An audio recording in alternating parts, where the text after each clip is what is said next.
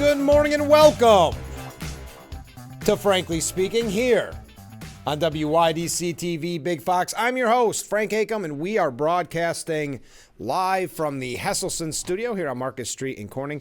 And I am so glad that you joined us this morning. We have a lot to cover. We're going to kick off the program with comments from viewers. We received quite a few right at the end of the program and then a little bit after the program. So let's start with that, and then we'll get into some updates from throughout the week and also some new breaking stories.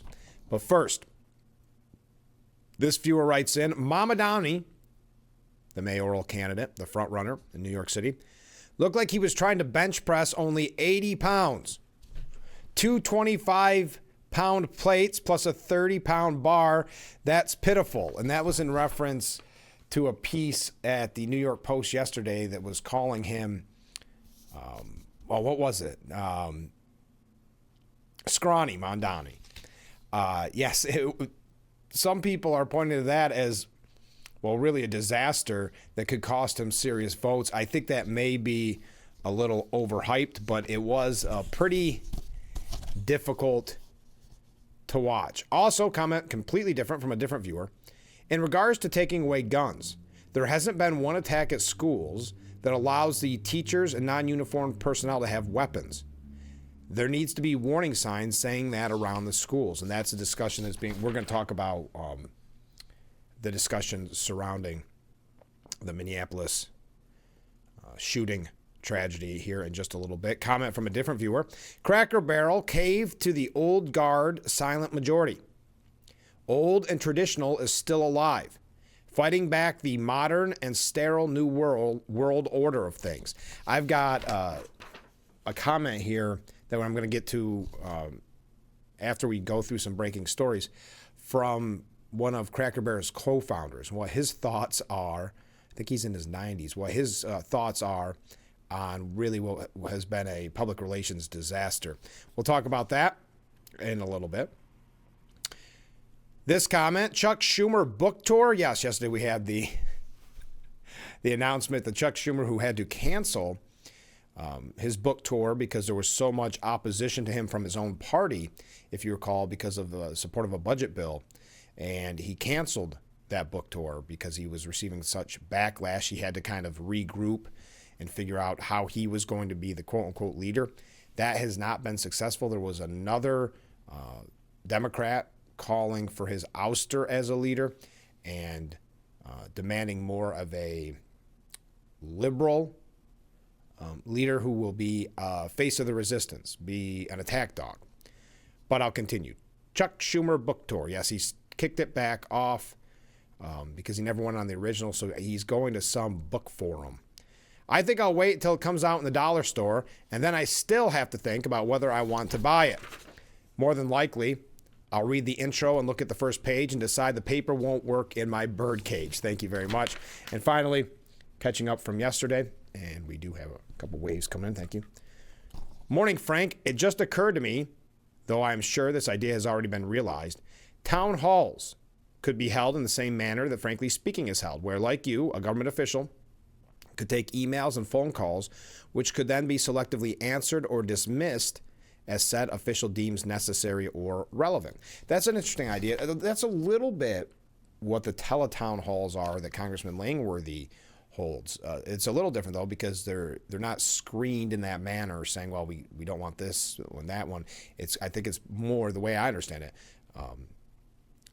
It's called on by an individual, and that individual asks a question. I'm sure I've talked to people that have been a part of it or wanted to ask a question, so I'm not sure if they ask what your question is going to be, but I think that would be one way to kind of stream or screen out, the yelling and the shouting down, because I do think town halls are very important if they are done in good faith, if they are done in a way where people can have the conversations with their representative, not if it's a screaming match one way where the people yell at their representative and take that viral video. Preferably, they hope to get arrested or escorted out. So that's caught on video as well, and then they can go viral. So then they are virtue signaling, show that they are the most angry, but also then the media can use it against Republican congresspeople so that they can suggest that no one likes Trump and no one likes Republican policies. It's all very predictable and cliche. Okay, some breaking stories coming in from last night. President Trump is moving to cancel nearly $5 billion in congressionally approved foreign aid and peacekeeping spending and a rare pocket rescission. This is coming from the New York Post. Making use of a legally debated maneuver that hasn't been done in 48 years. Trump yesterday notified Congress of his request to cancel the funds, which had been tied up in a court case until earlier in the day. A pocket rescission is a request that presented to Congress so late in the fiscal year, which ends September 30th, that it's made regardless of whether Congress acts. The clawback, in case you are curious, includes $3.2 billion in United States Agency for International Development, USAID,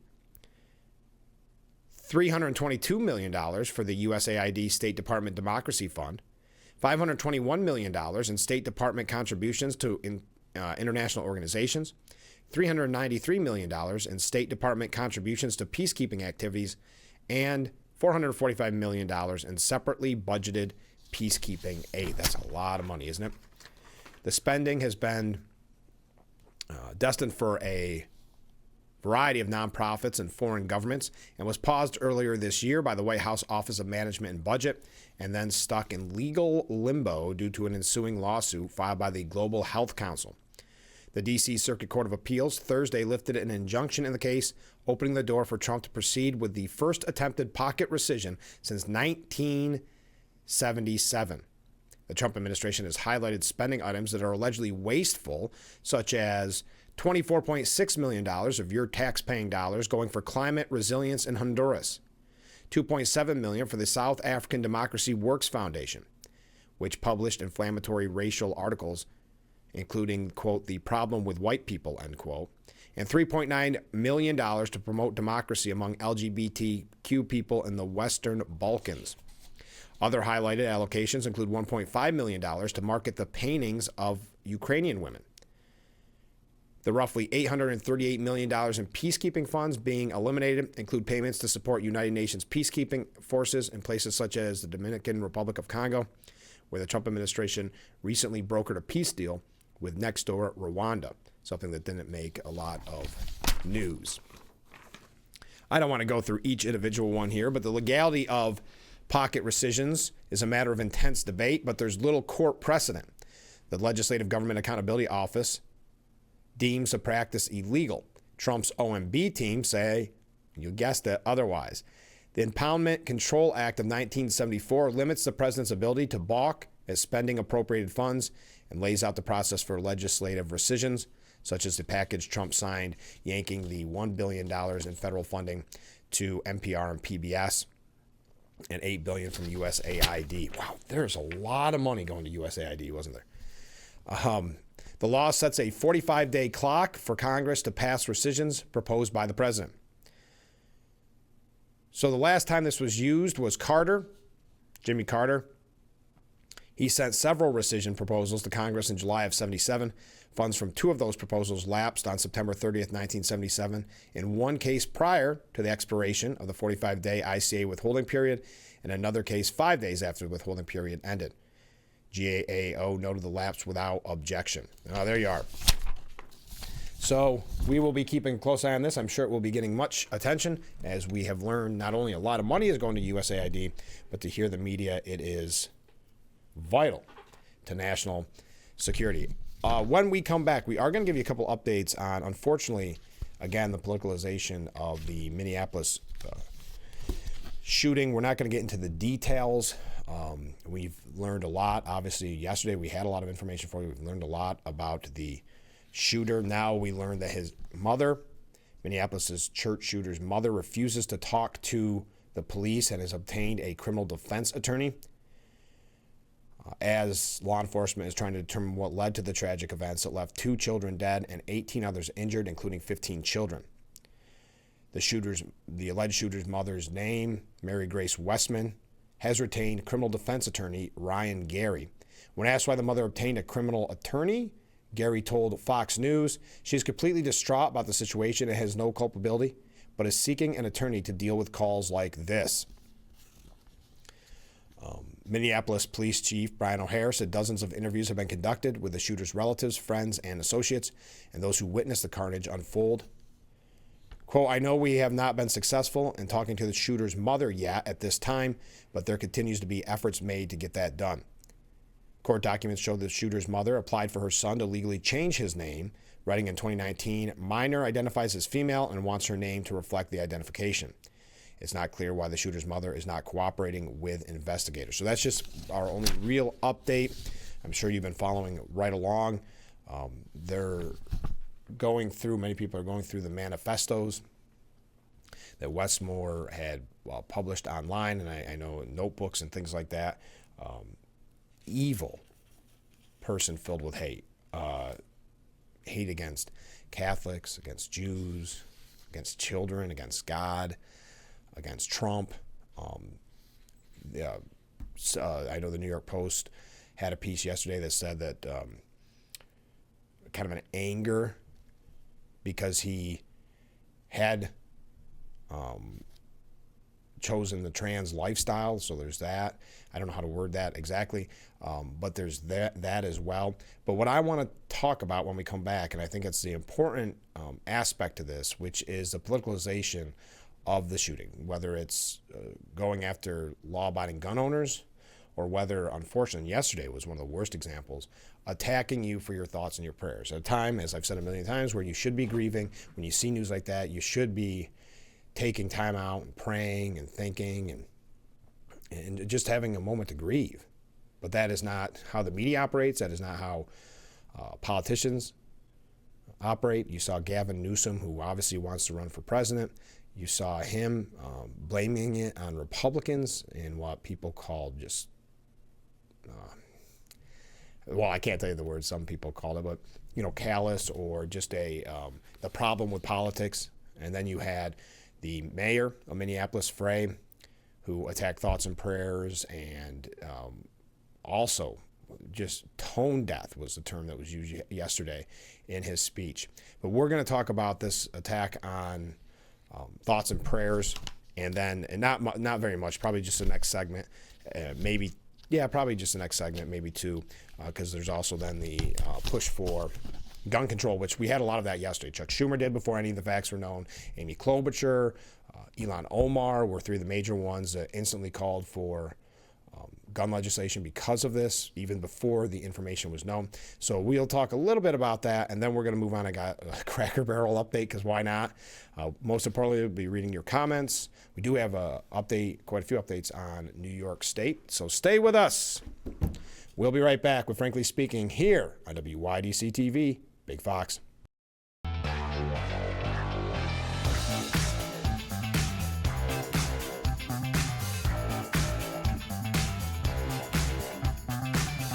Frankly Speaking Roof Cam, brought to you by Boss Security and Horseheads. Contact them today for all your business and home security needs. We are back, broadcasting live from the Hesselson studio. I have to make a quick announcement in case Brian is watching.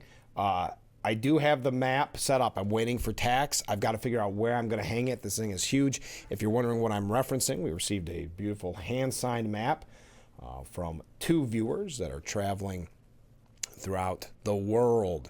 And we've been receiving so many waves from various lands far and away that we decided it might be good to have a map to put some pins in just to see where the waves are coming from. But look at this thing. It's gigantic. But I have to say, I double checked, Brian, and I appreciate you doing your due diligence. We do have right there, as labeled, you can't see it, but the Gulf of America. So this is the most current, up-to-date map. This is so unwieldy, but thank you. I do appreciate it, and we're going to get that up on the wall. We're going to get some better tax so we can start when you're on vacation maybe, and you say, hey, you know what? We want to get another wave from wherever. We'll put a pin in the map. We've had Germany. We've had Egypt, the Philippines. So we've had a far-reaching wave counts. I do appreciate it. All right, comment from a viewer. Didn't take the Democrats long to start shouting gun control. No, if you look at, for instance, Chuck Schumer, he was calling for gun control before the facts were even known. Before anything was known, Ilhan Omar, Amy Klobuchar, very early as well. So we could talk about the gun control part of this first, and then I'm going to go back to the thoughts and prayers aspect to it. Democrat Senator Tina Smith responded to arguments that Minnesota has strict gun control laws and those didn't prevent the shooting in the state by saying the state, quote, has taken really important steps to reduce gun violence. And I'm proud of that. But there are only so many things that an individual state can do because guns pour into Minneapolis and Minnesota from all other parts of the country. That is an argument that people have tried to make for a long time, like in regards to Chicago. But acknowledged that the shooter bought the firearms legally in Minnesota, saying, well, my home state has taken really important steps to reduce gun violence, and I'm proud of that. But there are only so many things that individual states can do because guns pour into Minneapolis and Minnesota from all other parts of the country. And so I think we have to be realistic about what has to happen at the federal level. And listen, there's no simple solution to this problem, but there is one reality, which is that the number one cause of fatality for young people in this country between 1 and 19 is firearms. We have more guns in this country than we have people. And this is a choice that we are making in our country. No one thing is going to solve this.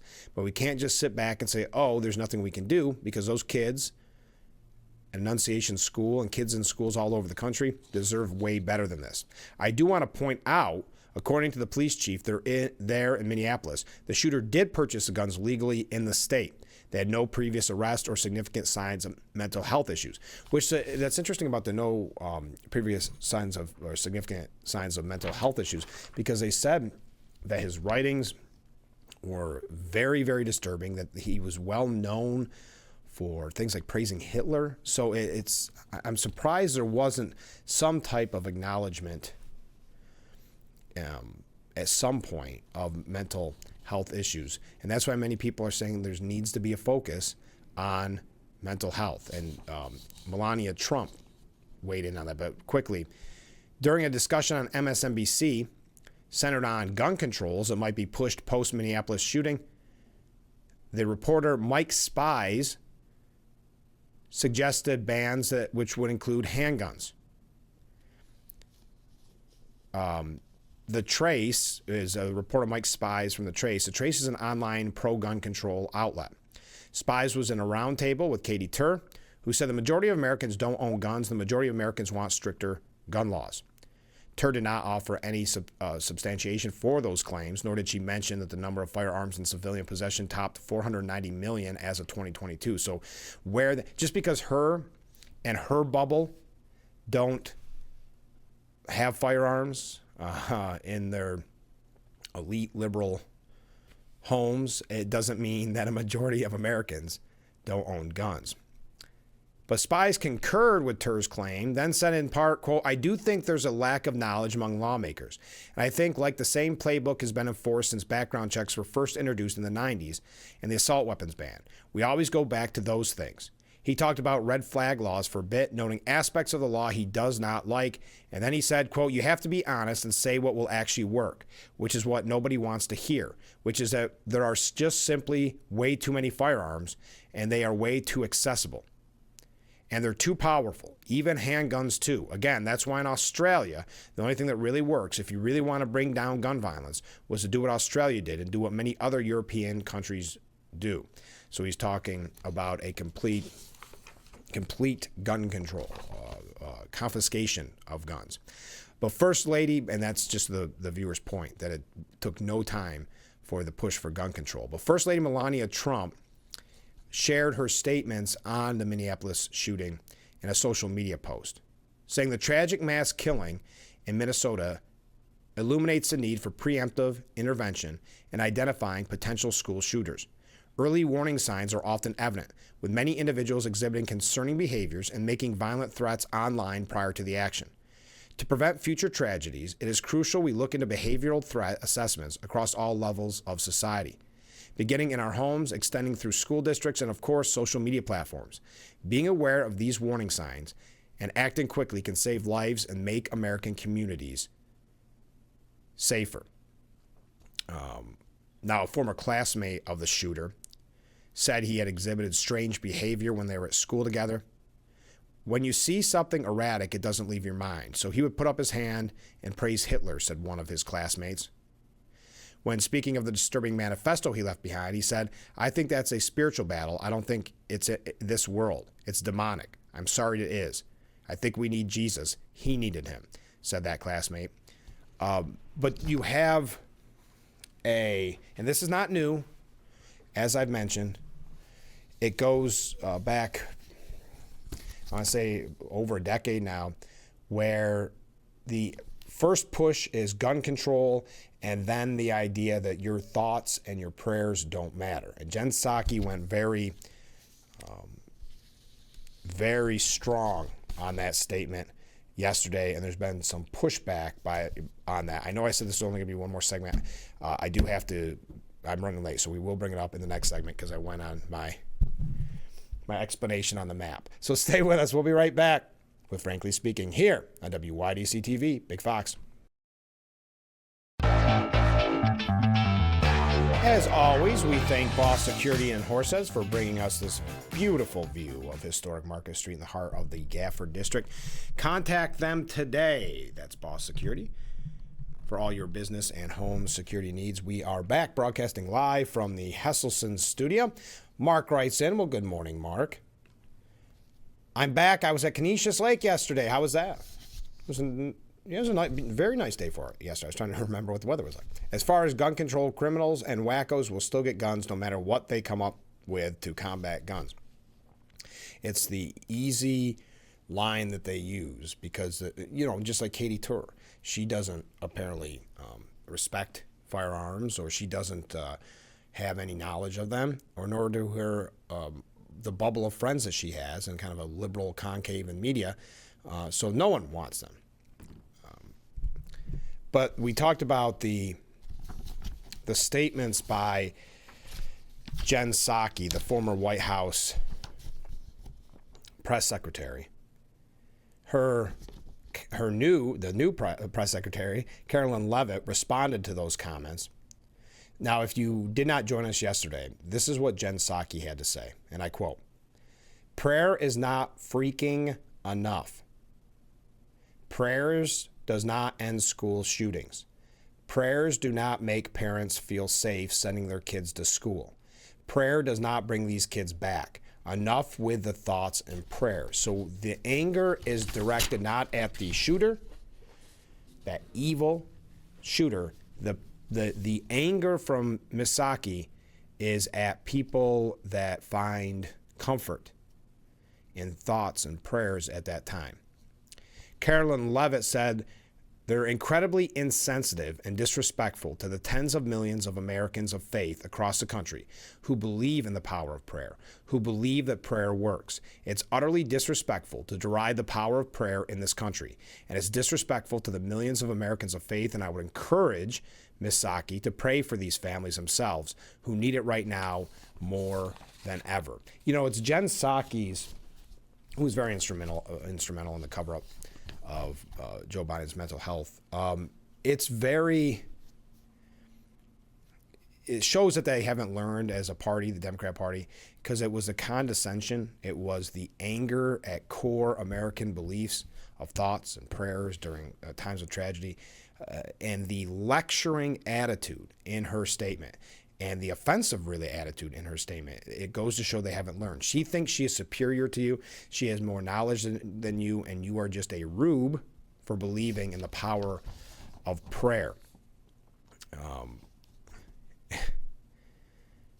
I think Karoline Leavitt's exactly right. Incredibly insensitive and disrespectful.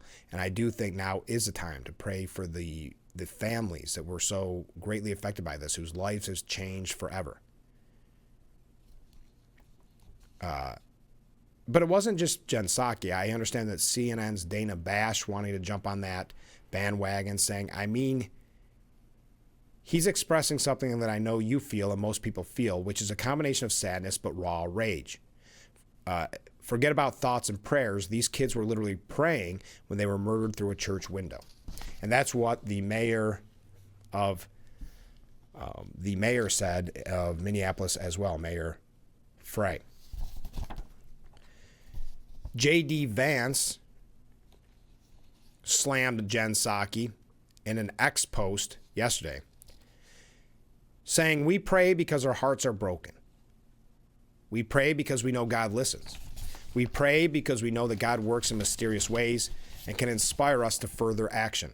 Why do you feel the need to attack other people for praying when kids were just killed praying? Of all the weird left-wing culture wars in the last few years, this is by far the most bizarre. How dare you pray for innocent people in the midst of tragedy? What are you even thinking about?" He's exactly right. That misplaced anger. I mean, you see what happened there, and your first thought is to get mad at your neighbor who finds comfort in prayer, who feels that the families affected by this could use the power of prayer.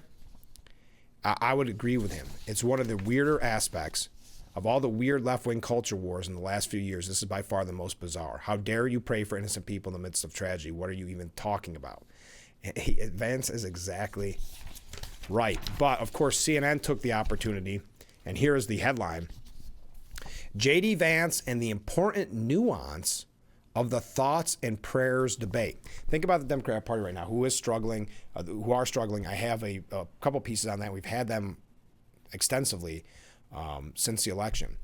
Imagine we are now in a place where we have to talk about the nuance of thoughts and prayers, and that it is labeled as a debate. That there's actually a debate in this country about whether or not you should use thoughts and prayers at times of tragedies. For years, Democrats have responded to mass shootings by arguing that thoughts and prayers are insufficient. They've often argued that Republicans use this as a substitute for bona fide actions on things like gun control, writes Aaron Blake. Again, this is from CNN. The Trump administration has suddenly decided to push back. I wouldn't say suddenly. I would say it was the horrendous statements by Psaki and Dana Bash that led to this.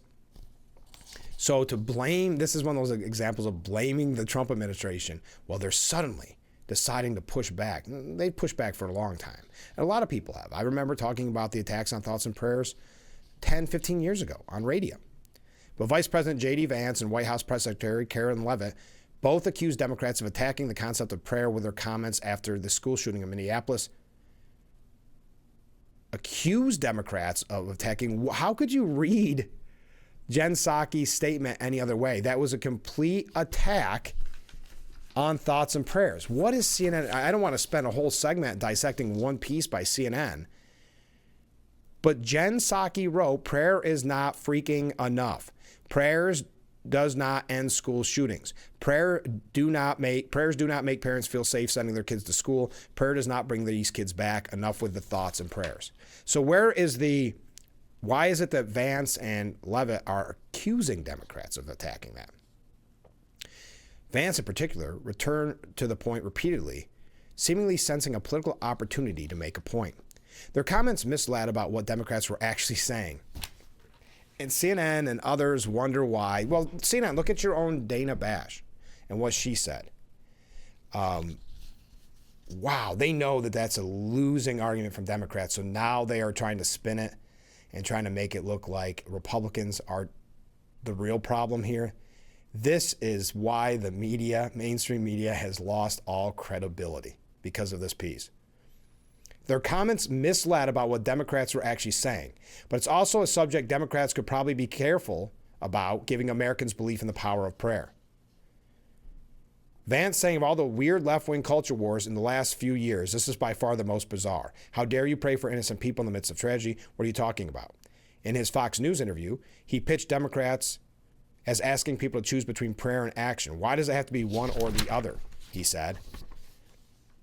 At an unrelated event in Wisconsin, Vance indeed went beyond offering prayers, saying the Trump administration would be focusing on the root cause of this violence, but focusing on mental health rather than guns. This also shows a very much a disdain and a hatred for guns. Keep that in mind. But think of the way they twist themselves into a pretzel to lie and hope that you're not paying attention. Have you noticed this piece has not once mentioned Psaki's comments and why J.D. Vance was saying these things? Have you noticed that? Why is that? Oh, wait, it's page 3 or 4 that they finally maybe let you know what Psaki said. Levitt added at the White House briefing that it's utterly disrespectful to deride the power of prayer in this country, and it's disrespectful to the millions of Americans of faith. Again, in reference to Jen Psaki, not mentioned yet. Okay. The first thing to know is the main examples of Democrats broaching the subject didn't attack prayer per se. They instead argued it was insufficient. Former Biden White House press secretary and now MSNBC host Jen Psaki, to whom both Vance and Levitt were responding, glad that could come up on page 4, began her X post by saying prayer is not freaking enough. But didn't she say at the end enough with the thoughts and prayers? The other most cited comment came from Democrat Minneapolis Mayor Jacob Frey, quote, "Don't just say this is about thoughts and prayers right now," before citing the victims. These kids were literally praying. Both Democrats' comments imply prayer can play a role in the response to violence, but it shouldn't be viewed as a cure-all. Well, okay, now you're just making Vance's and Levitt's argument for them because you're saying the same exact thing. But no, they didn't say. Jen Psaki literally said enough with the thoughts and prayers. So you are trying, CNN is trying to defend this, the indefensible, by misleading you and taking out of context or hoping you're not paying attention to what Psaki said. Neither went as far as per Vance's summary, asking people to choose one or the other, saying, how dare you pray? So because they didn't, I don't know.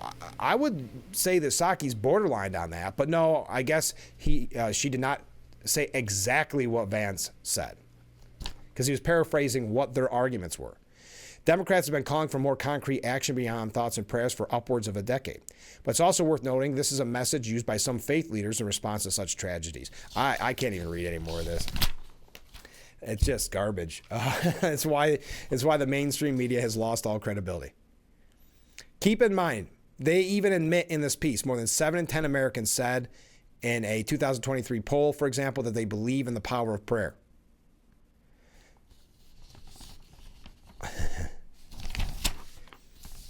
But then again, have to reiterate their point. All that said, the available evidence suggests Americans indeed don't see prayer as some kind of cure-all. So there you go. I guess it's established by CNN that you don't have to do thoughts and prayers. They are now the new faith leaders, and that it is Vance and Levitt that were wrong, and Jen Psaki, even though she said enough with thoughts and prayers, never called for the end of thoughts and prayers.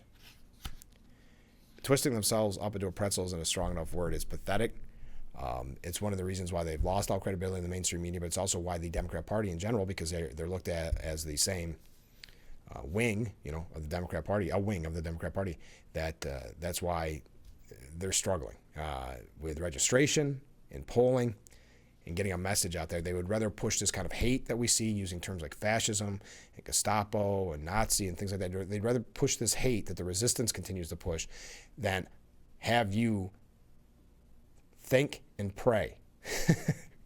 That their rhetoric is not the problem. The real problem in all of this, in any discussion, is thoughts and prayers. Keep that in mind. All right, we have to take a short break. When we come back, we're getting off this topic because I'm sure my blood pressure is through the roof. We'll be right back with Frankly Speaking here on WYDC TV, Big Fox.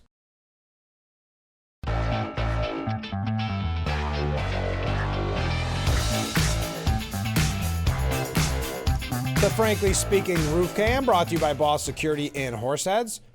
Contact them today for all your business and home security needs. We are back broadcasting live from the Hesselson's studio. Let's go to some viewer comments.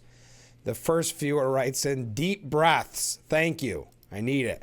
With everything going on in the world, your anger is focused on thoughts and prayers. And I'm glad, unlike CNN, I'm glad that J.D. Vance, Carolyn Levitt, and others are weighing in on this because it needs to be shown the anger in the hearts of people like Psaki. So thank you, though. I do appreciate the tip. Comment from a different viewer. Multiple deaths have been caused by knives, baseball bats, cars, trucks, buses, even airplanes. We don't hear any talk about banning any of them, even though, quote, it might save one life. Yes, that is the argument, which is such a trite argument. Well, if it might save one life, you're exactly right. Then what would be legal? As for Schumer and the like, does anyone think their security people don't have guns? Which actually piggybacks from a different viewer. Good morning, Frank. Well, good morning. Saying no politician who supports gun control should get armed protection paid for by those they seek to disarm. That is my opinion on the topic. Have a wonderful weekend. Well, you're spot on, and you have a wonderful weekend as well. Thank you so much. But I agree. So there's two viewers that agree with that. Comment, and they're completely different viewers, but have the same mindset. Comment from a different viewer. I don't get what thoughts and prayers have to do with anything other than that the children were attending Mass. So how did prayer get implicated as defining aspect of the tragedy? So, well, one, Mass, but what their argument has been, and the one thing I'm glad about with CNN is they said it's been happening for a decade, which was kind of my thought on it. Because people will say, specifically politicians, but a lot of people in the general public, when they weigh in on a tragedy, they'll say our thoughts and prayers are for the victim, or our thoughts and prayers are for this or for that. And it became an anger point from Democrats who said thoughts and prayers aren't enough. I remember the first time I heard it, and I thought, wow, that's the argument you're going to make? And they've been continuing to make it for 10 years. So it's not just this case, but I understand why you asked the question. They're just presenting it as kind of a cliche thing that people throw around when what they really want is gun control. So you offer thoughts and prayers when you should be offering support for gun control. That's what they're really saying. But they also now seem to have crossed the line where they're just angry at prayer. At least with Jen Psaki's, Jen Psaki's argument in her tweet that it's just enough with your thoughts and prayers. I mean, just pure anger, thoughts and prayers. Continuing, though, with viewer comments. Good morning. Hey, good morning. I believe I remember that some towns in Pennsylvania, I think it was mandated or suggested that every household own a gun. The result was that crime became almost non-existent in comparison to crime statistics of neighboring towns. I've heard stories about that. I'd have to do a little more research on it, and I just didn't have time during that break, but I do appreciate you bringing that to our attention. But common sense would tell you that that's the case. John Lott Jr. Did quite a few books on, I interviewed him about quite a few books back in the day, and he talked about instances like that where the media will tell you one thing, the crimes are, or the guns are actually a problem, where if you actually look at it at a common sense level, that yes, if every household owned a gun, you would not have the crime that you're seeing run rampant, which we're going to talk about crime in the streets, by the way, and specifically the National Guard crackdown, Trump's crackdown. But first, I promised you, Cracker Barrel update a little bit later on in the program than normal, here at 6:44 in the morning on your Friday morning. The 93-year-old co-founder of Cracker Barrel blasted their new CEO and the whole franchise chain's executives for allowing changes that damaged the 56-year-old business. He actually urged CEO Julie Felps Masino to leave the logo alone. His name's Tommy Lowe, co-founder of the first Cracker Barrel in 1969. He accused the CEO, Julie Felps Masino, of trying to rival the chain's widely criticized executive trying to rival the chain's widely criticized $700 million modernization effort. Quote, they're trying to modernize to be like the competition. Oh, that's because she was a former CEO of, or she was a former executive of Taco Bell. I see. They're trying to modernize to be like the competition. Cracker Barrel doesn't have any competition, Lowe said. I heard she was at Taco Bell. What's Taco Bell know about Cracker Barrel and country food? They need to work on the food and service and leave the barrel, the logo, alone. The 93-year-old's comments come after we know the whole debacle, the PR disaster. Lowe slammed the rebrand as pitiful, saying Masino didn't understand Cracker Barrel's identity because of her background in fast food. Spending $700 million doing that is throwing money out the window. Is that what the final number was? $700 million? I know we've talked about it a lot on the program. Has anybody else heard that somewhere? Because I asked, without expecting an answer on yesterday, well, really all week's programs, rebranding something like this is extremely expensive because of who they hire to do the rebranding, and normally is, well, a disaster like this, but also the merchandise, the signs, the just modernization of the restaurants. This is all going to cost a lot, but I didn't know we were looking at $700 million. Lowe claims Messino doesn't know who he is and revealed he has never met with the executive since she was named the Cracker Barrel's president and CEO. Messino began implementing changes to the menu, interior design, and prices soon after assuming the coveted position back in November. The initial changes went under the radar for most customers, but Messino's most recent alteration raised eyebrows across the nation with changing the logo. Following the immense backlash and plunging stocks, they reversed course. They had to reverse course. It was an immense backlash, but she thought that it was all going to go fine, that there was going to be nothing to it. The people want this change just for change's sake. And she was warned about this by a major investor saying it was going to be a disaster and went forward with it anyway. I don't need to tell you what she said. We've probably read that a million times. Lowell recalled a Grand Ole Opry man named String Bean who had warned the restaurant in its infant stage to keep it country. He reiterated the alert to the current leaders, warning the business would falter if they didn't listen. If they don't get back to keeping it country, then it ain't gonna work, Lowe said. It was just a country store for country people, and that's what it is today. They just don't understand. Lowe says it took forever to get 10 investors to fund the original $10,000 needed to build the store. It wasn't a bet at all, he said, on the challenges faced in getting up and running. Wow, $700 million if that's right. But yes, definitely missed the mark by a mile, and the co-founder of Cracker Barrel saying the same. All right, we've got some breaking news from yesterday that we're going to get to. We do have some New York updates as well. We're just about getting ready to wrap up today's edition of Frankly Speaking, so stay with us. We will be right back after this. The Frankly Speaking Roof Cam, brought to you by Boss Security in Horseheads. Contact them today for all your business and home security needs. We are back broadcasting live from the Hesselson studio on Market Street in Corning. We've got some great comments coming in, but I'm running late for this segment. I did not expect to spend so much time on that original CNN piece.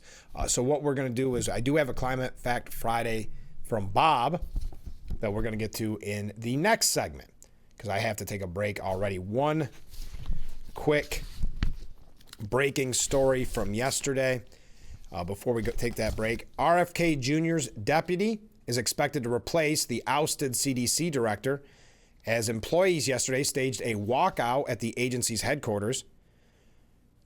So Jim O'Neill, again the deputy, is expected to be named acting director of the Centers for Disease Control and Prevention. A move that comes as hundreds of staffers walked out of the CDC headquarters in protest. Oh, was this actually Tuesday that they did the protest? I did not hear about that.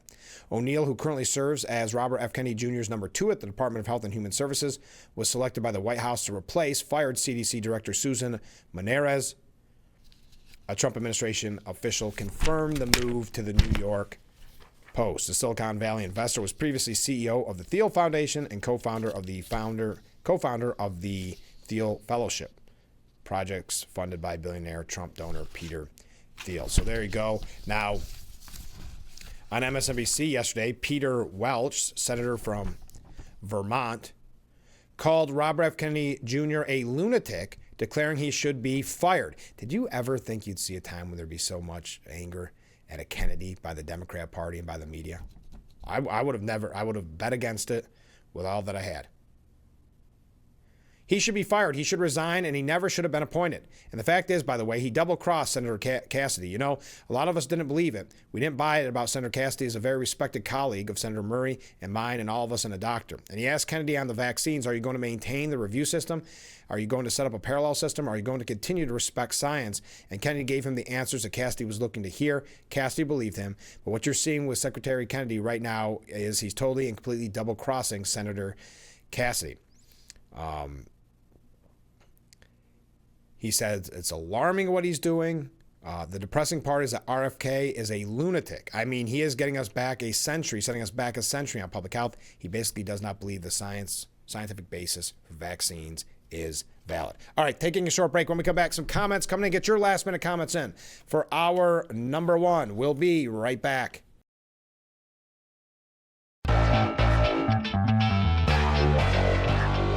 The Frankly Speaking Roof Cam, brought to you by Boss Security in Horseheads. Contact them today for all your business and home security needs. We are back, broadcasting live from the Hesselson studio here on Market Street in Corning. And I bet you knew I was going to do this. Yes, I'm going to wait until the top of hour number 2 to read Climate Fact Friday with Bob. It is a lengthy one. It's a great one. I don't want to rush it. And we have a comment from Ken. We're going to read that at the top of hour number 2. I don't do this on purpose just to keep you hooked, but it does work that way sometimes because I want to wrap up hour number 1 with this. We talked about Congressman Nick Langworthy's Energy Choice Act. Someone brought it to our attention a few days ago. May have been the end of last week, but I think it was a few days ago. Well, the congressman was in our area yesterday. In Elmira, I saw he was joined by Assemblyman Phil Palmisano and Assemblyman Chris Friend and others. Well, Congressman Langworthy hosted press conferences in Owego and Elmira to spotlight the urgent need for his Energy Choice Act, legislation to stop extreme Democrat-led energy bans that threaten affordable, reliable options for families and businesses. So very much a ban on bans, something that we've been calling for quite some time. The Assemblyman, Phil Palmisano, and I'm sure Chris Friend, because he was at the press conference, but Phil Palmisano, who we've had on the program, talking about this in the past, that these bans are going to be detrimental, disastrous for New York families. Governor Kathy Hochul and Albany Democrats, because of one-party rule, are forcing a ban on natural gas and new construction across New York, a reckless policy that will drive up energy costs for working families, jeopardize reliable power in extreme weather, and strip New Yorkers of the right to choose how they heat and power their homes. The Energy Choice Act directly pushes back on these mandates by prohibiting states and local governments from blocking energy service connections, modifications, or installations based on fuel source. Yesterday, the congressman had this to say. Again, Congressman Nick Langworthy. I'm proud to lead the fight to ban the bans and defend New Yorkers' rights to affordable, reliable energy. Hochul's radical agenda will not only drive up costs for families already struggling, but also eliminate a safe, dependable energy source that keeps homes heated and people protected. This is becoming a dangerous trend in blue states across the country, and my Energy Choice Act will end these costly bans, safeguard consumer choice, and secure America's energy future. Thank you to the congressman. We hope that goes as far as it can possibly go and sign into law, because it would be so beneficial to us and other, like he mentions, blue states that are going down this disastrous road. But I thought that was an appropriate story to end hour number 1 with, and then bring up Climate Fact Friday Bob, his comments in hour number 2. So see, there was a method to my madness, and I hope that you're not too mad for keeping me hooked. Okay, one last quick thing, because I have 1 second. Don't forget, I mentioned it earlier in the week, the Pampered Chef fundraiser, supporting our good friends at the Corning Moose Lodge, number 274. You see all the information there. You scan the QR code. You can place your order, delivered directly to your door. All of that goes to, all the proceeds go to benefit the Moose Lodge, who does so much for our community. So there's the scan. I'm going to leave it up right a few more seconds. So hopefully you had enough time. If not, I can send you the flyer. How about that? If you haven't had enough time, go ahead and text me, and I will send you that flyer. All right, hour number 1 in the books. Hour number 2, mere moments away. If you want to be a part of the comment section at the beginning of hour number 2, send them in now. We'll be right back with Frankly Speaking. Oops. After this.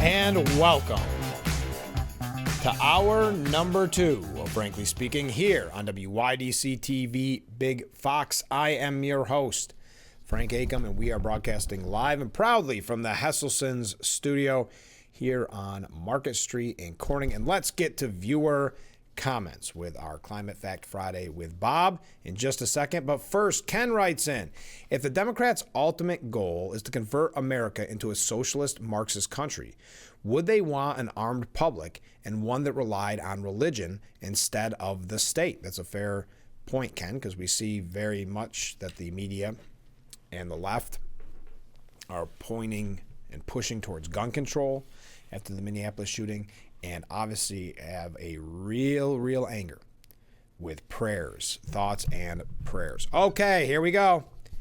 Climate Fact Friday, Bob, who wishes us all a good morning. Thank you, Climate Fact Friday, Bob. With part 2 of the Doomsday Glacier, we brought to you part 1, of course, last Friday. Some experts say that the Antarctica is gaining ice. Some say it's losing ice. Others say that the amount of ice is stable with no gain or loss. The expert scientists that say there is ice gain suggest that the gain is only in the eastern part of the continent.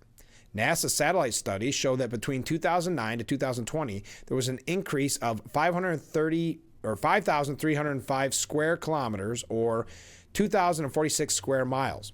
This year alone, 100 billion tons of ice was added. There's a minimal ice loss in the western part of Antarctica, due mainly to warm ocean waters melting it from below the surface. The western part is where the dreaded Doomsday Glacier lives. The ice melt is not due to the rising air temperatures. There are also several volcanoes under Antarctica that may be contributing to the melting ice in the western region. This ice is not due to global warming. This ice loss is not due to global warming.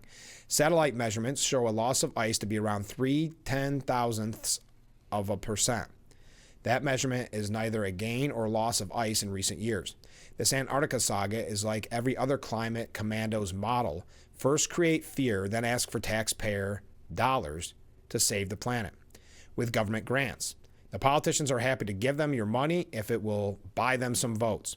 So, folks, until we see an iceberg from the Doomsday Glacier floating down the Chemung, I think we are all safe to enjoy the weekend. Have fun, and by all means, raise your glasses to the scientists that are saving the planet. Thank you, Climate Fact Friday, Bob. I do appreciate it. Okay, some other issues to get to just quickly. The embattled Federal Reserve Governor, Lisa Cook, has been hit with a second criminal referral from Trump's housing director that she may have made misrepresentations on mortgage documents and government disclosures. The complaint to the Justice Department was lodged by Federal Housing Finance Agency Director Bill Poot, who was the source of the initial criminal referral that President Trump is using in an attempt to fire Cook for cause. 3 strikes and you're out today. U.S. Federal Housing sent a second criminal referral in the matter of Lisa D. Cook related to a mortgage on a third property and alleged misrepresentation about her properties to the United States government during her time as governor of the Federal Reserve. Poole wrote on X, including a copy of the letter sent to Attorney General Pam Bondi.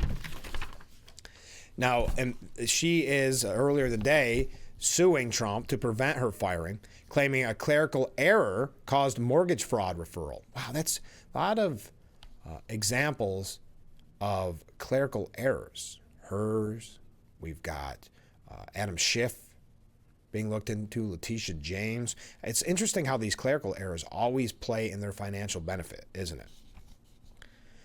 Her lawyer is claiming the disputed loan records could amount to a simple clerical error.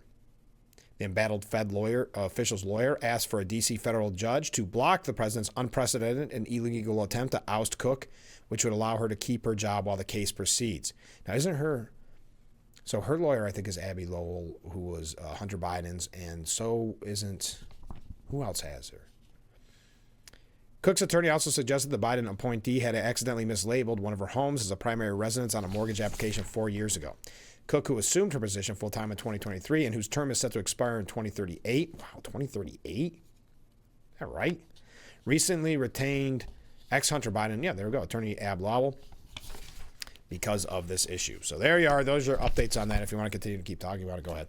I don't mind. But that one, I think, was going to be something that we're going to be paying attention to for quite some time with the back and forth. All right, let's talk about safety for a moment, shall we?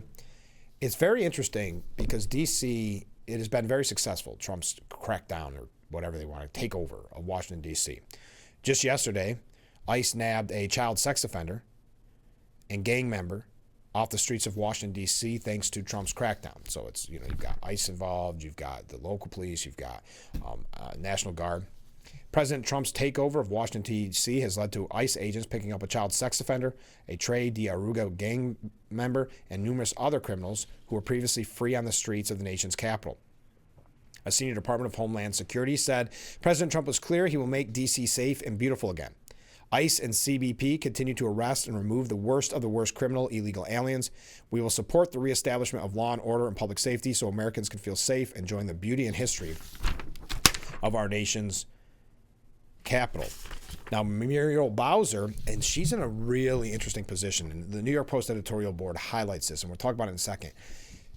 She originally came out and said, well, if they want to provide extra, we'll arrest criminals. We'll try to make us safer, knowing full well that the statistics being used that it's 30 years, safest in 30 years, knowing full well that there's a lot of crime on the streets and there's a lot of real issues in Washington, D.C. So she knows this.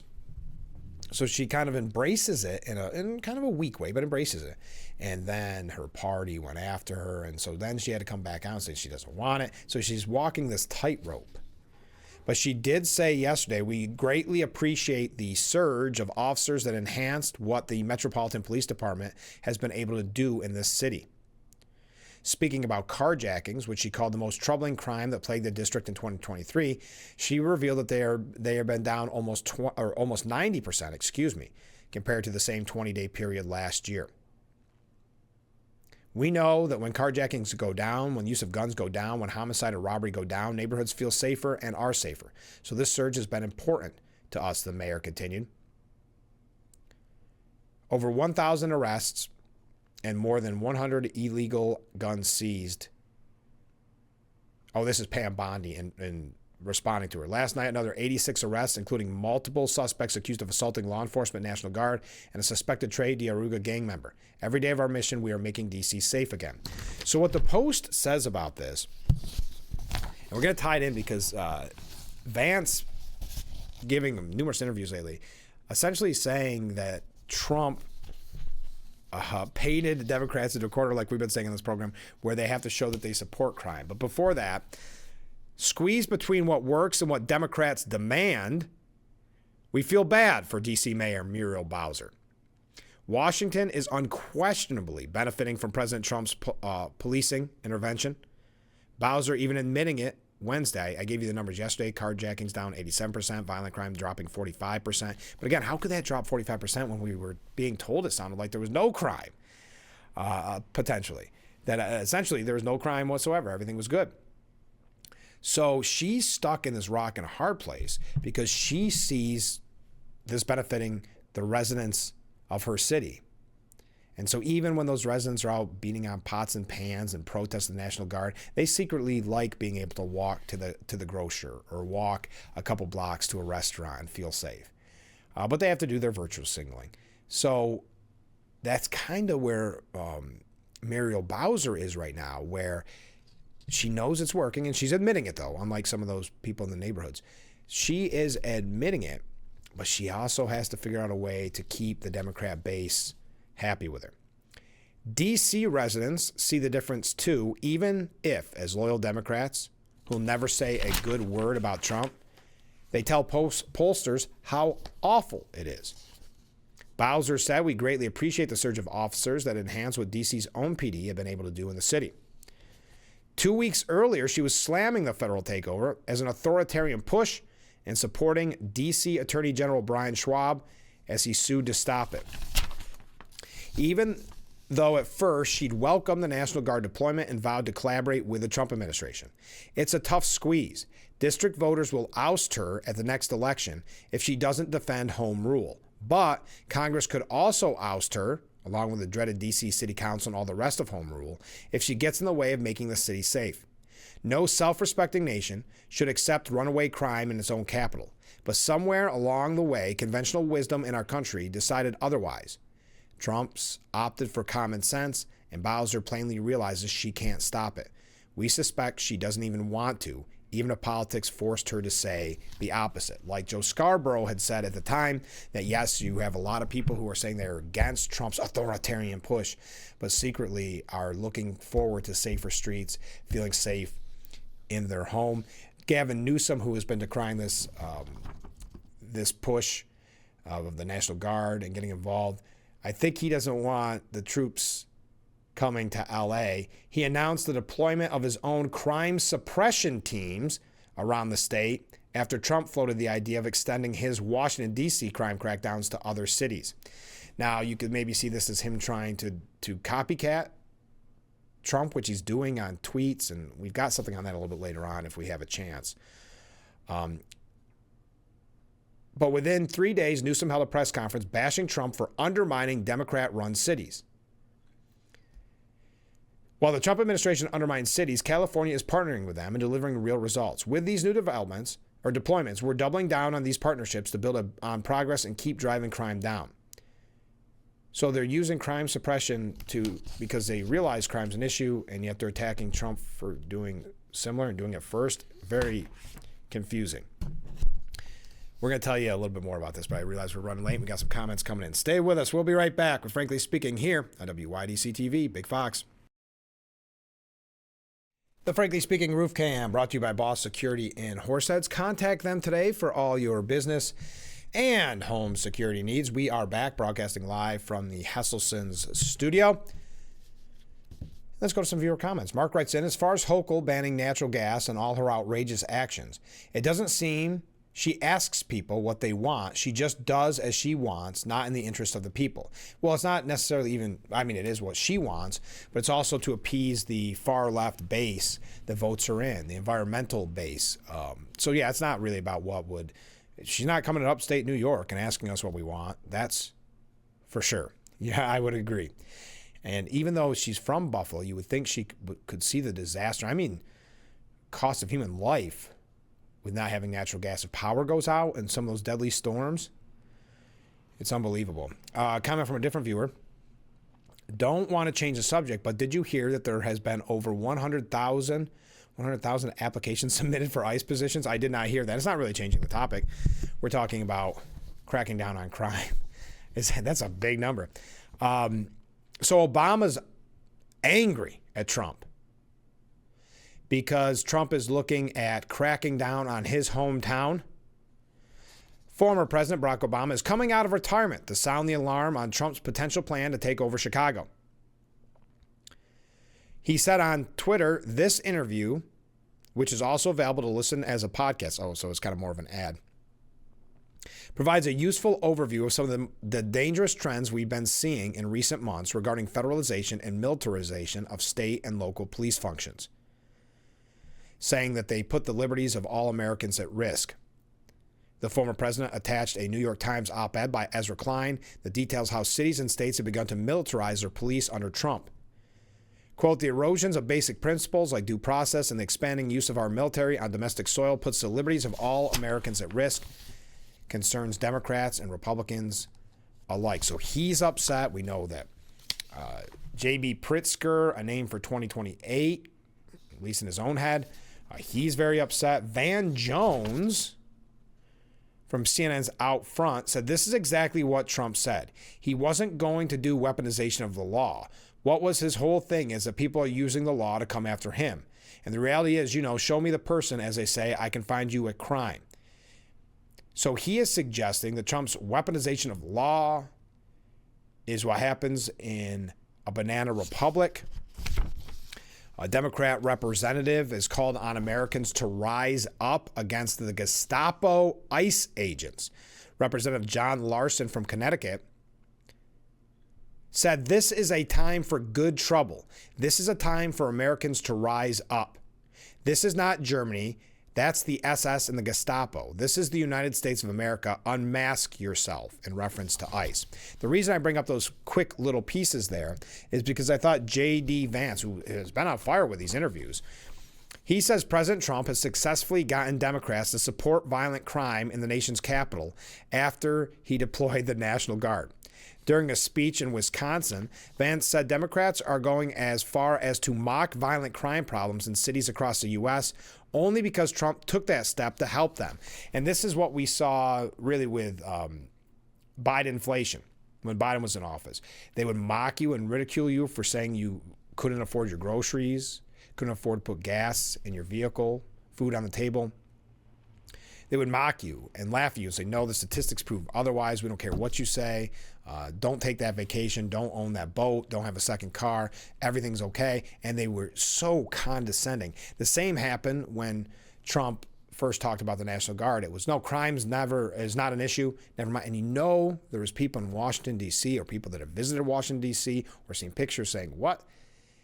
Crime is a real serious problem. So Vance said, is Milwaukee a super safe city right now? It has some crime problems. It's a beautiful city. There are a lot of incredible, hardworking people who live there. But let's be honest, Milwaukee has seen some crime problems. Chicago has had a lot of crime problems. Why is it that you have mayors and governors who are angrier about Donald Trump offering to help them than they are about the fact that their own residents are being carjacked and murdered in the streets? It doesn't make an ounce of sense. And the last point I'll make about this, we were having lunch yesterday, and the president said, JD, I don't know how I did it. I've actually gotten the Democrats to come out in defense of crimes. If Donald Trump came out tomorrow and said he really likes puppies, you would have AOC come out and say puppies are terrible.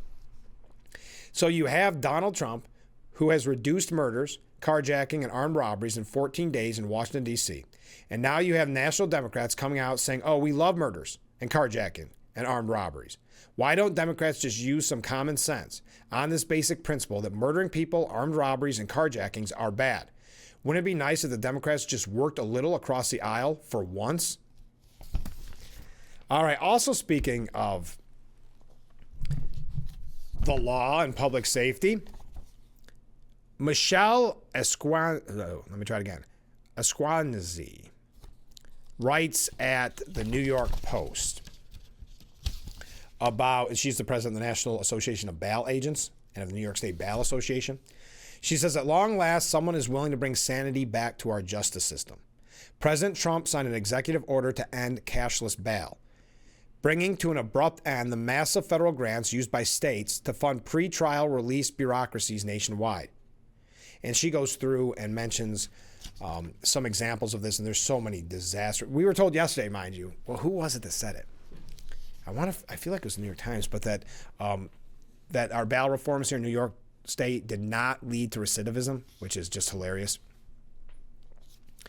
In New York and elsewhere, the money has been hijacked to bankroll catch and release policies that keep repeat offenders on the street and leave victims behind and create new victims. Last year, New York City used $103 million in federal funds to run its supervised release program, a huge pretrial bureaucracy of administrators, case managers, and social workers. Some jurisdictions spend on things like ankle bracelets, drug testing, phone check-in systems, and transportation vouchers, all from federal grant money. For years, politicians and activists have claimed cashless bail is about fairness. Let's call it what it is, a failed social justice experiment funded by taxpayers. Federal money created entire bureaucracies devoted not to prosecuting crime, but to simply managing it in order to bypass the use of secured bail, a centuries-old system that ensures defendants return to court while protecting the community. The result? Offenders arrested are back on the street in a few hours, reoffending and laughing at the system. Victims are forgotten, communities are terrorized, and law enforcement officers are forced to rearrest the same individuals time and time again. Trump's order is more than a policy correction. It's a line in the sand. It tells states, if you want to continue these reckless programs, do it on your own dime, not the taxpayer, and that matters. Without federal funding, bloated pretrial bureaucracies collapse under their own weight. States will be forced to return to what works, secured bail, backed by families and communities, with a vested interest in ensuring that defendants show up. When a mom or dad co-signs, when a family puts up their home, when a secured bail agent pledges his license and livelihood, accountability returns to the justice system. We've seen the toll of failed policies from New York to California to Illinois. In a cashless system, criminals know there are no real consequences. They boast openly about being untouchable, while victims are re-victimized by a system that values ideology over safety. New Yorkers, in particular, know this pain. Then Governor Andrew Cuomo forced bail reform into the state budget with no debate and no regard for warnings from police, prosecutors, or victims' advocates. We still live with that damage today. The federal government, under Trump's leadership, is finally saying enough. Accountability is not cruelty, It is justice. Secured bail balances the presumption of innocence with public safety, and it works. Defendants return to court at far higher rates than in taxpayer-funded programs at zero cost to the public. Trump's order is a turning point.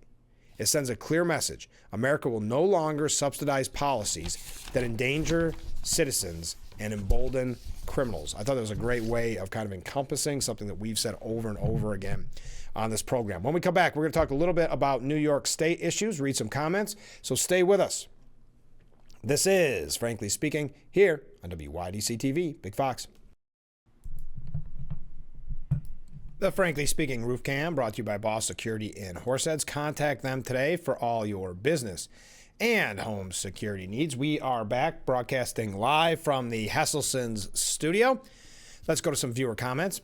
When Mayor Bowser had a meeting with Judge Jeanine Pirro, she may have been schooled on the fact that Washington, D.C. is supposed to be under federal control. She knows they really don't need her, and that's why she's kind of in that rock and the hard place, right, that we were talking about earlier. That's a great point.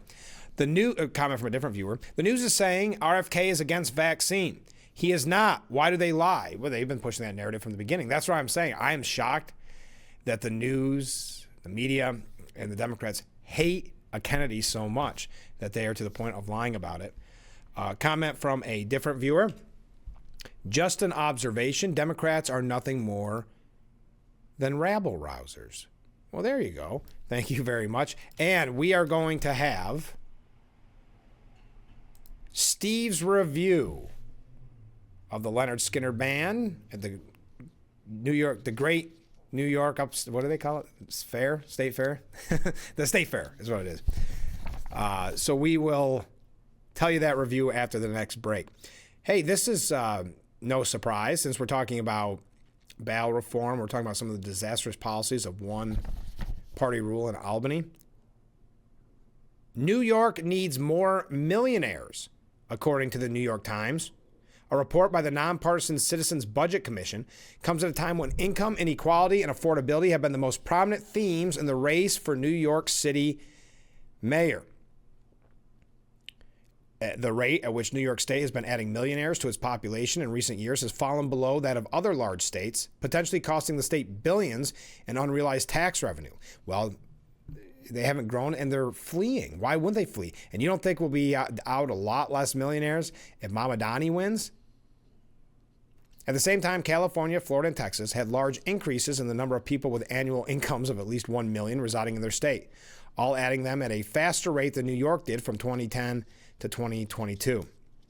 The hidden cost, it says here that millionaires, both those living here and non-residents who pay taxes here, are critical to New York's tax base, contributing $34 billion of state and city personal income tax.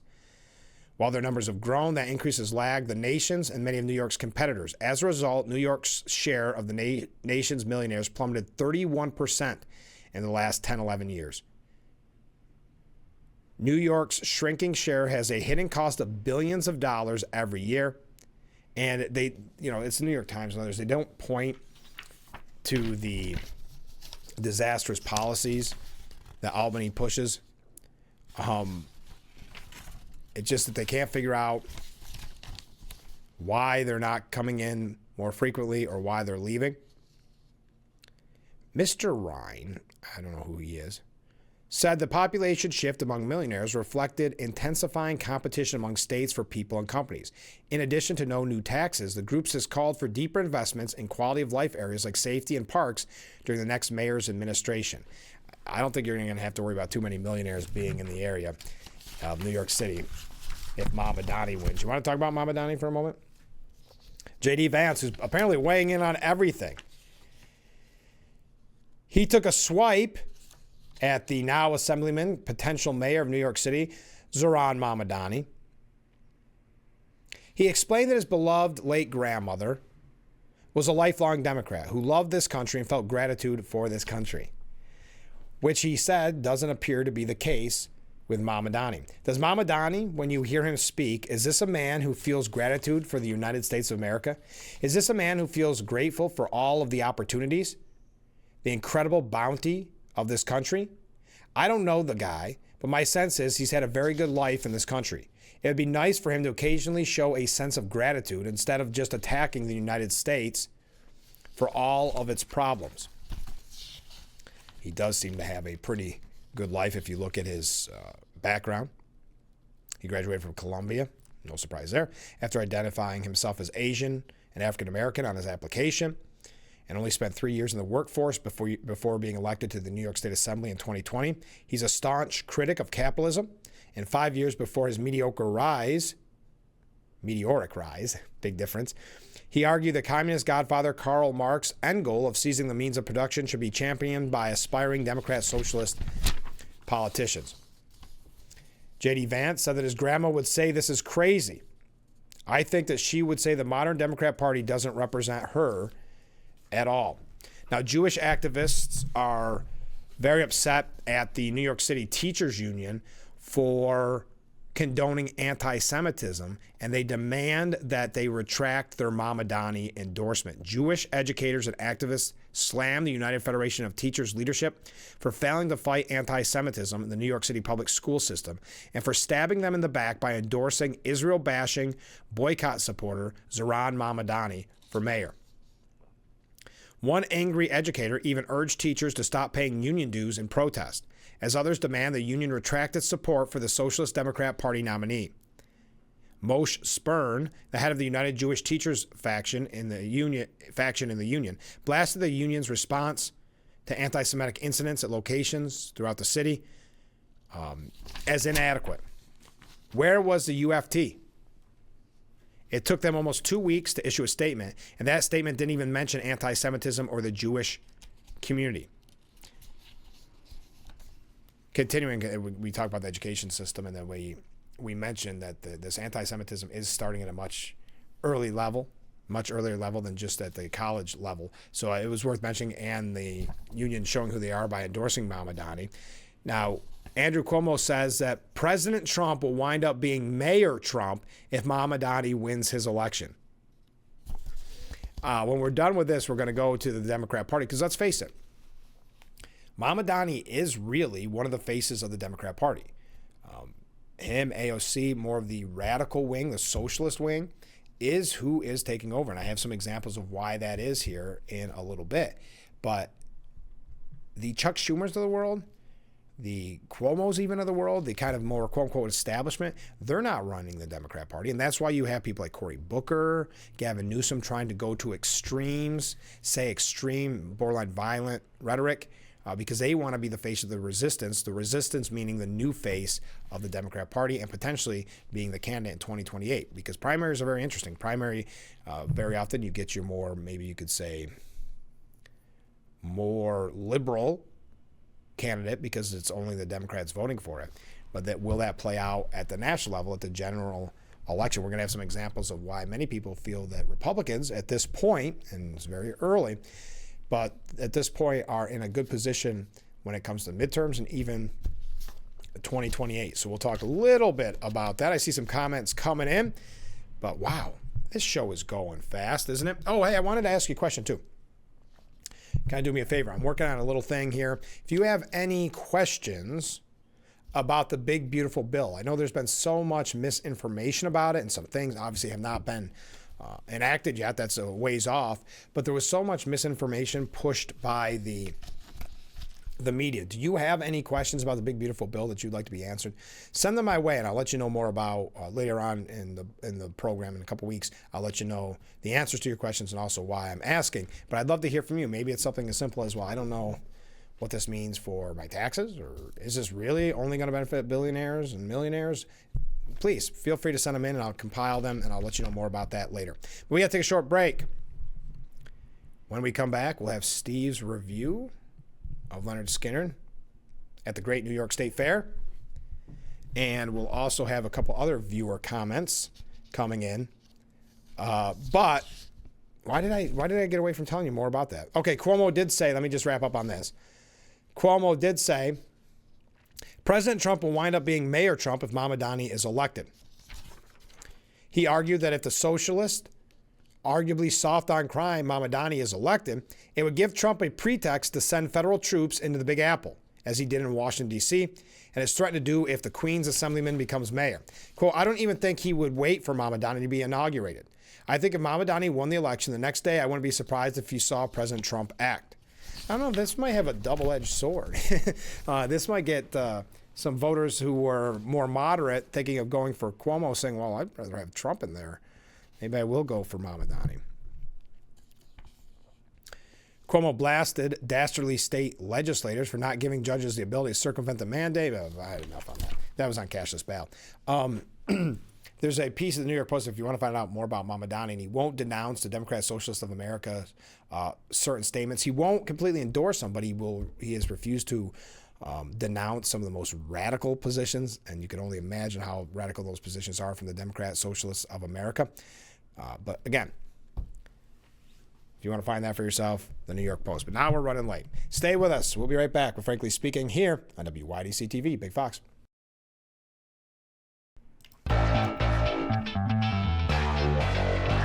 The Frankly Speaking Roof Cam, brought to you by Boss Security in Horseheads. Contact them today for all your business and home security needs. We are back, broadcasting live from the Hesselson studio.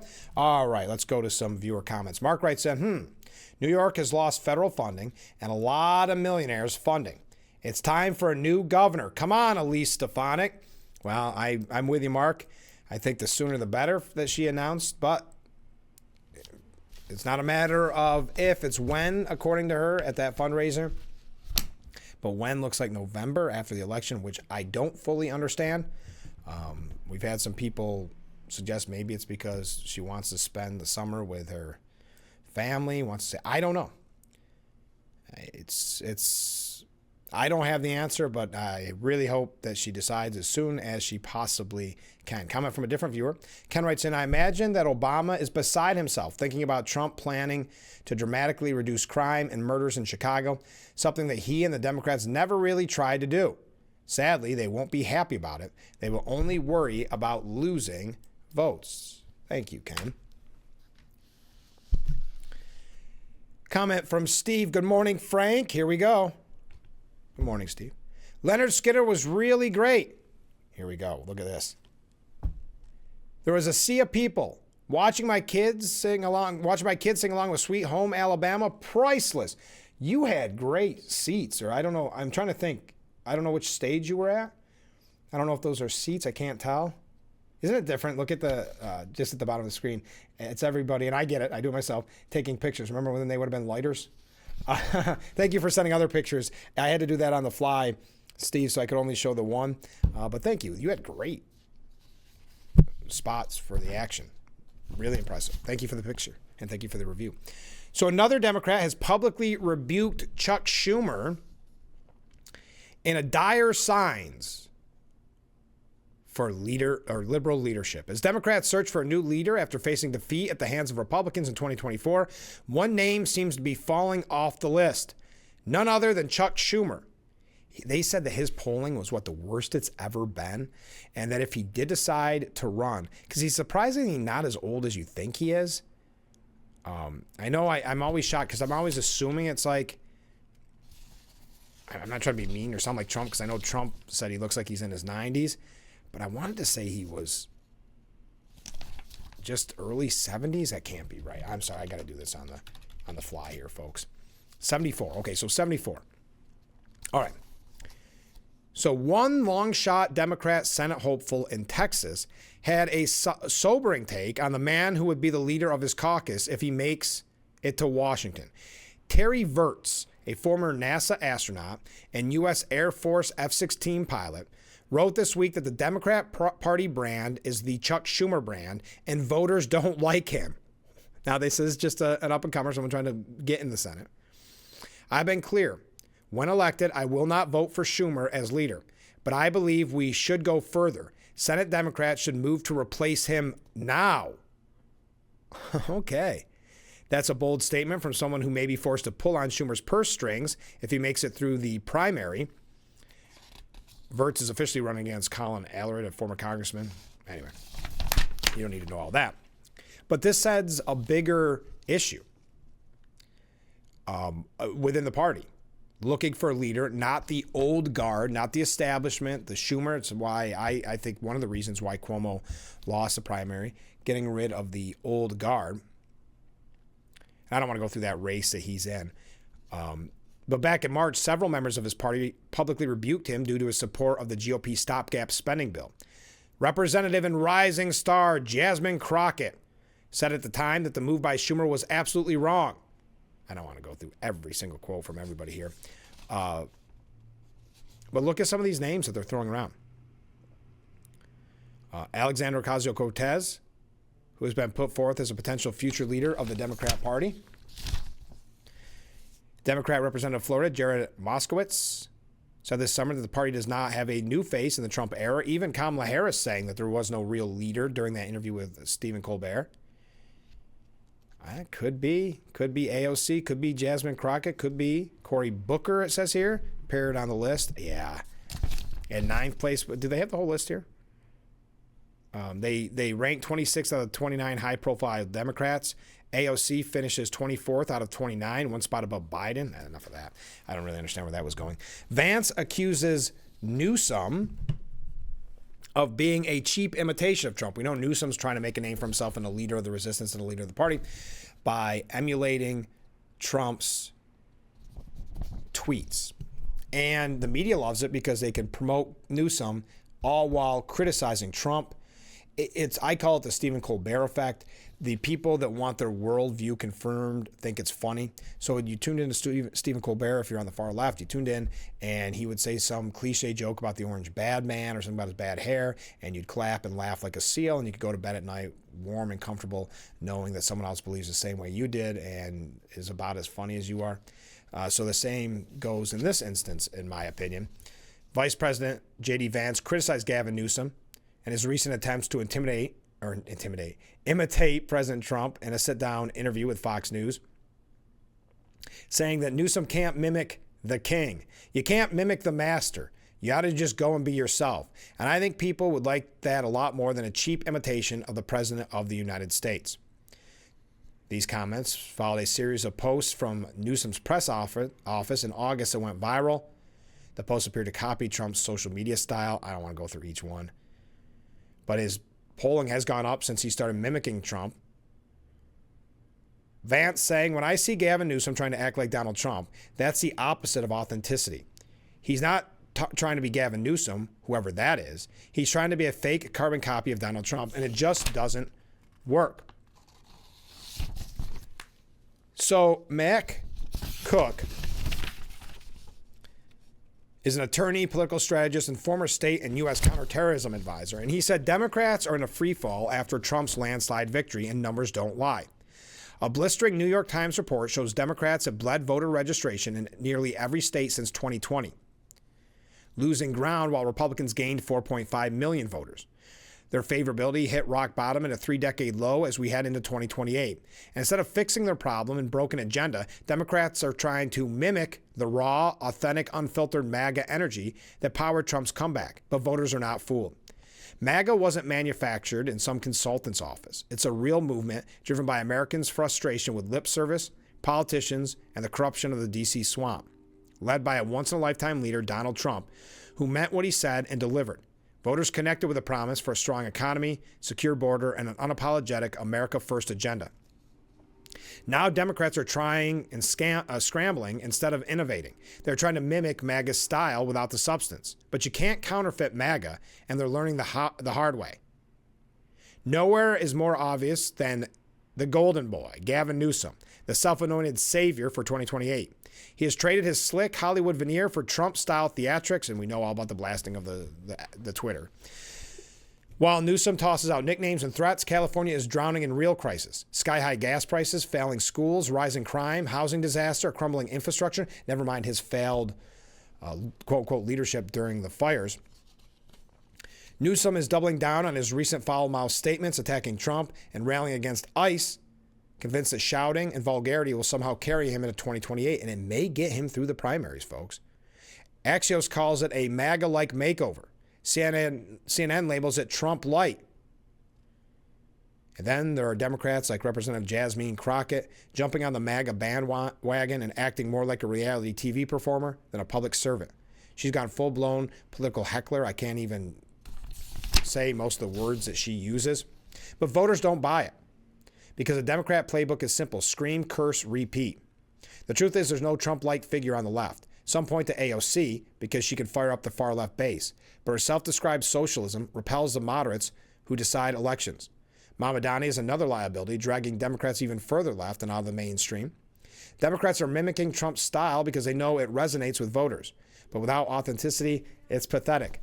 And even worse, beyond the theatrics, they're doubling down on the same failed policies that drove Americans away in 2024. Big government, overreach, union handouts, open borders, soft on crime agenda.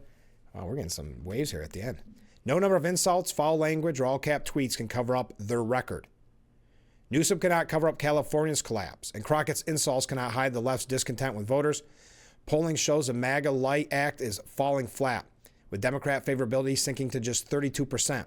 And we talked about the voter registration plummeting. The 2028 election will not be about theatrics. It will be about results. Voters will choose a party that defends freedom, prosperity, and security. Republicans are offering exactly that: strength, truth, and results. That is a winning formula. On that note, we got to take a break. Get your last bit of questions in. We're almost out of time for today's edition of Frankly Speaking, so stay with us. The Frankly Speaking Roof Cam, brought to you by Boss Security and Horseheads. Contact them today for all your business and home security needs. We are back, broadcasting live from the Hesselson studio.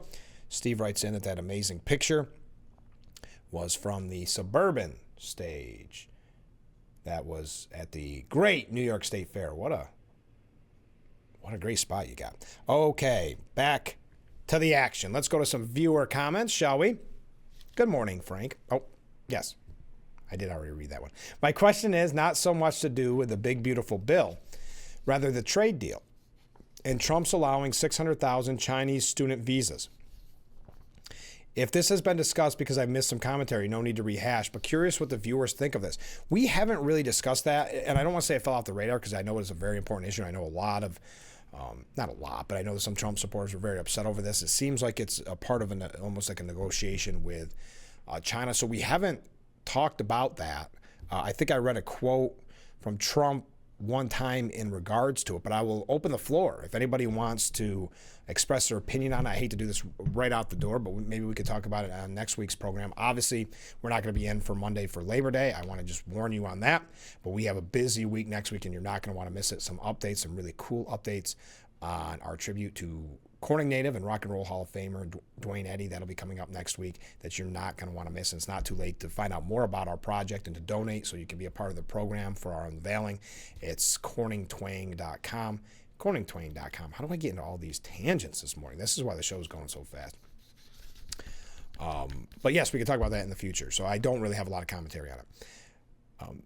I share Mark's comment and enthusiasm. What's the real holdup? That's in regard to Elise Stefanik. I don't have a good answer on the holdup. She has not said why, just that or a spokesman for her said she wanted to wait until after the November elections, which is strange to me because this is an off-year election, so that would be more local races.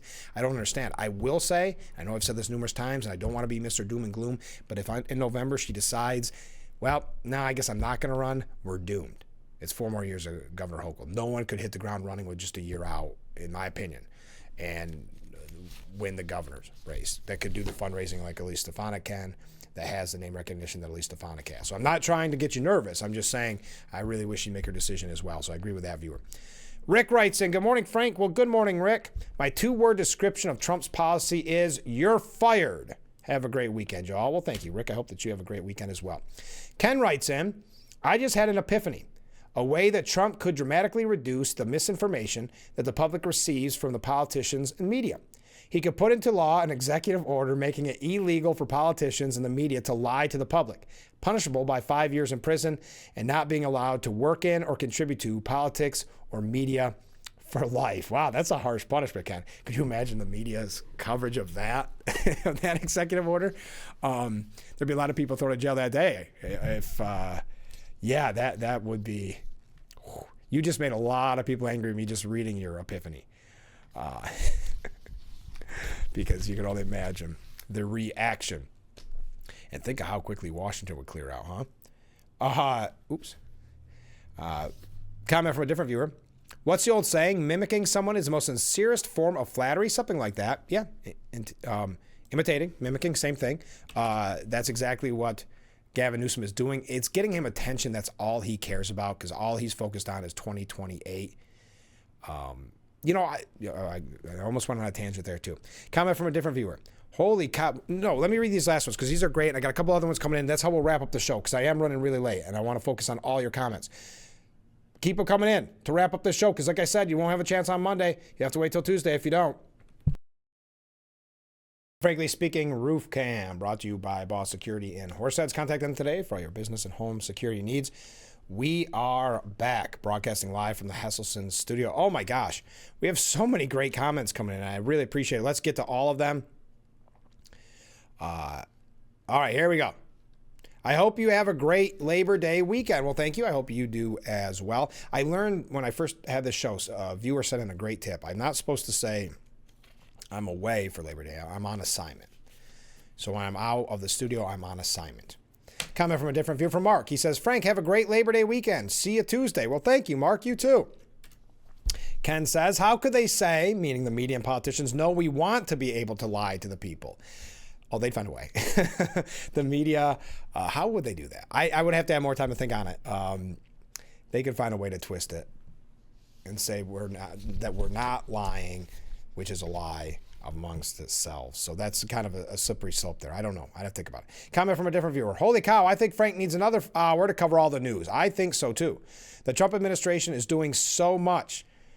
A 3 coffee cup to you, Frank. Thank you. A coffee cup to you, Frank. Thank you very much. And yes, we could have went 5 hours. I have so many stories we didn't even bring up. The Trump news cycle is amazing. Comment from a different viewer. Time seemed to fly by today. Great show. Have a good weekend. Thank you very much. And I appreciate the nice words from everybody. Yes, it did fly. I'm going to save this. Okay, that one I'm going to save till then. Frankly Speaking, the fastest 2 hours on TV. Yes, I agree. Comment from a different viewer. Stefanik will wait for the right time and come out with a shock and awe strategy that will make New York great again. I like your positive attitude, and I agree with you. I think we're all just getting greedy because we want to start supporting and start campaigning already. And finally, we'll end on this note. Good morning, Frank. Well, good morning. Are you tired of winning yet? Thank you for your attention to this matter. Perfect way to end today's show. We had a blast, as always. Thank you for joining us. Have a fun, safe Labor Day weekend. I hope that you have fun plans, that you have a great time, and that you'll join us on Tuesday. We'll be out on Monday, but join us on Tuesday. Like I said, we're going to be very busy next week. So, on that note, have a fun, safe Labor Day, and see you Tuesday morning. I look forward to it already.